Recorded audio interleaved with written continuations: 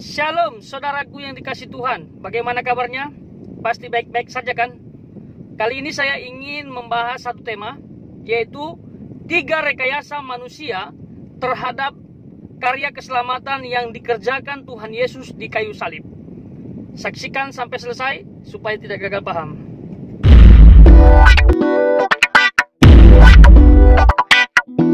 Yang pertama, rekayasa penangkapan Tuhan Yesus. Dalam hal ini, imam-imam kepala bersekongkol dengan Yudas Iskariot untuk menangkap Tuhan Yesus. Hal ini tercatat di dalam Matius pasal 26 ayat 14 sampai 16. Berdasarkan ayat ini sudah jelas, memang untuk menangkap Tuhan Yesus adalah rekayasa. Jadi, simbiosis mutualis. Keuntungan bagi Yudas dan keuntungan bagi imam-imam kepala. Karena memang Tuhan Yesus adalah saingan mereka dalam pemberitaan firman Allah. Sebenarnya mereka tidak tahu bahwa Tuhan Yesus adalah Allah itu sendiri.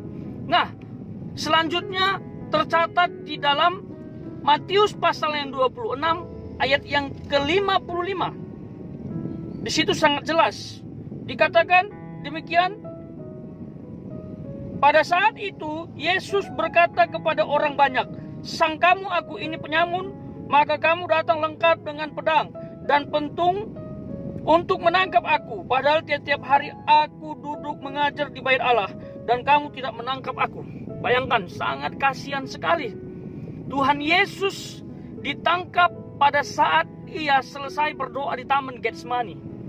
Ditangkap dengan pedang dan pentungan seperti penjahat. Ini rekayasa.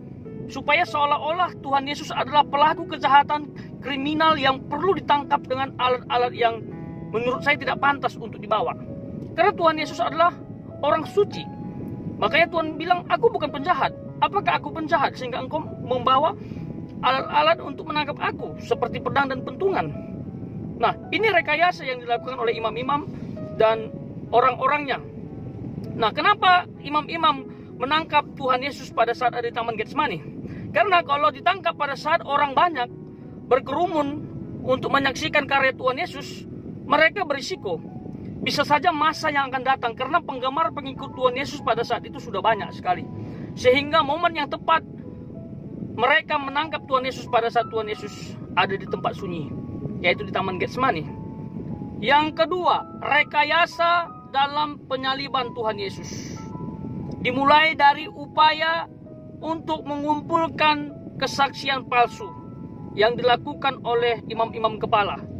Di dalam Matius pasal 26 ayat 59 sampai 61. Jadi, pada saat Tuhan Yesus dibawa kepada Pilatus, tetap kesaksian yang palsu diajukan, disampaikan supaya Tuhan Yesus menjadi orang yang bersalah, sangat bersalah.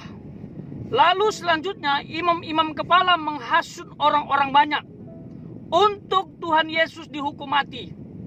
Bisa kita lihat di dalam Matius pasal 27 ayat 20 sampai 22. Karena pada saat itu Pilatus sudah memberikan pilihan.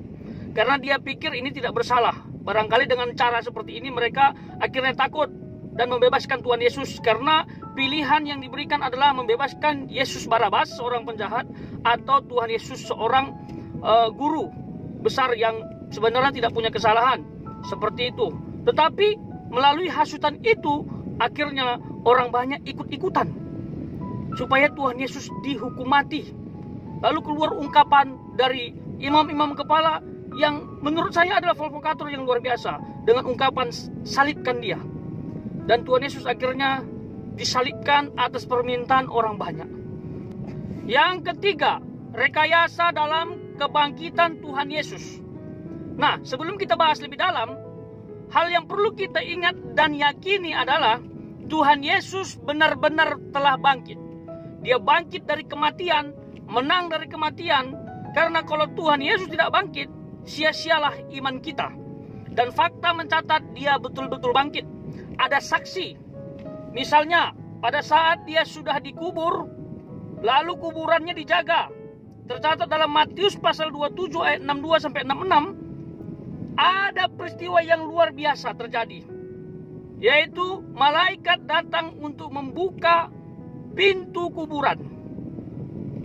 Sehingga Tuhan Yesus bangkit. Lalu penjaga-penjaga kuburan itu kaget, ketakutan, gemetar pada saat melihat kedatangan malaikat. Dan intinya Tuhan Yesus bangkit disaksikan oleh penjaga kuburan pada saat itu. Karena setelah dicek, tidak ada lagi Tuhan Yesus, tidak ada lagi jasadnya dalam kuburan itu. Lalu dibuktikan oleh murid-murid Tuhan Yesus. Ada Maria Magdalena, seorang wanita, dan ada juga murid-murid yang lain menyaksikan kebangkitan Tuhan Yesus.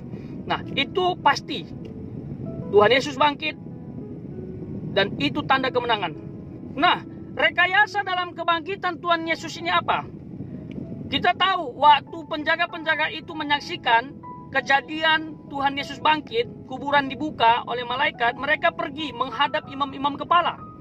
Pada saat mereka menghadap imam-imam kepala, mereka melaporkan apa yang mereka lihat. Mungkin kalau dramatisir dia mengatakan, "Pak Imam, kami menyaksikan peristiwa yang mengerikan. Kami melihat malaikat Tuhan datang, lalu membuka pintu kuburan itu.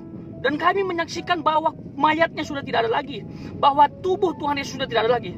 Dan dia betul-betul bangkit." Lalu para imam-imam kepala menyuruh mereka untuk bungkam terhadap kebenaran yang terjadi. Artinya, disuruh jangan ngomong kepada orang banyak mengenai hal yang terjadi, yaitu Tuhan Yesus betul-betul bangkit. Ada malaikat datang untuk membuka kuburan.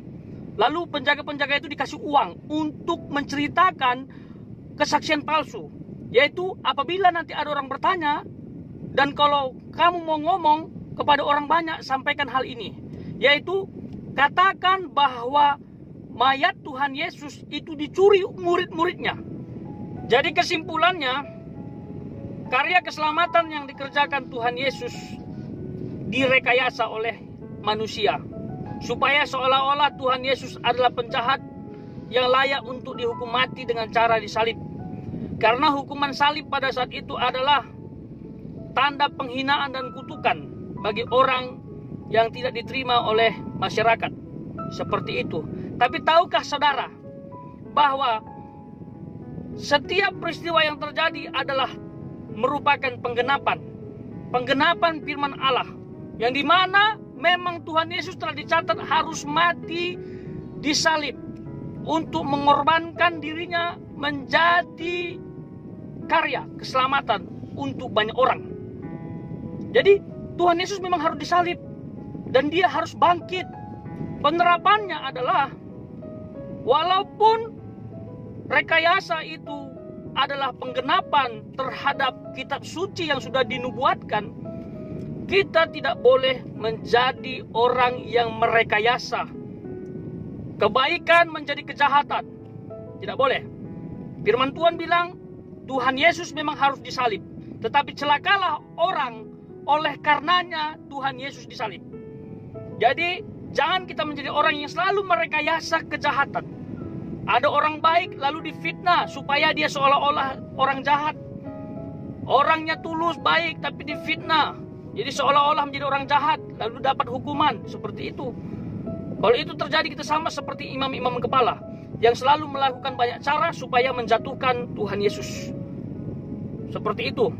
Lalu yang kedua, kita harus mengucap syukur kepada Tuhan, karena melalui karya ini kita diselamatkan. Dan hari ini kita memperingati kebangkitan Tuhan Yesus yang luar biasa, terjadi kurang lebih 2000 tahun yang lalu. Berikutnya kita harus semakin menghargai karya keselamatan ini, supaya kita semakin intim dengan Tuhan. Karena karya keselamatan tidak bisa digantikan oleh apapun.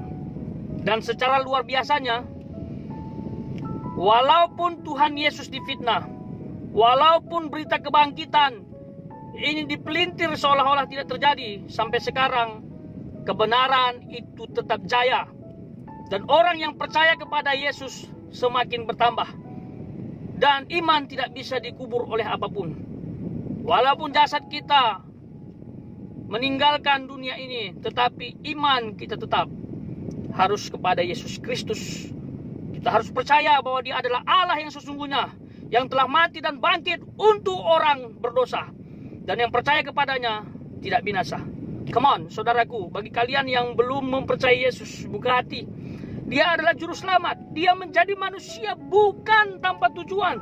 Dia menjadi manusia ke dunia ini karena ada hutang darah yang harus diselesaikan. Karena karya penebusan itu harus dilakukan oleh penumpahan darah, yaitu yang dilakukan oleh Tuhan Yesus Kristus. Bagi saudara yang difitnah, padahal saudara benar, saudara ada dalam posisi rekayasa. Orang sedang merekayasa sesuatu supaya saudara dijatuhkan. Kalau itu saudara alami, percayalah, indah pada waktunya Tuhan akan angkat, Tuhan akan berkati. Karena kebenaran akan membela dirinya sendiri. Tidak usah membela diri, indah pada waktunya Tuhan akan singkapkan kebenaran yang sesungguhnya. Dan Tuhan akan angkat kita lebih baik daripada sebelumnya.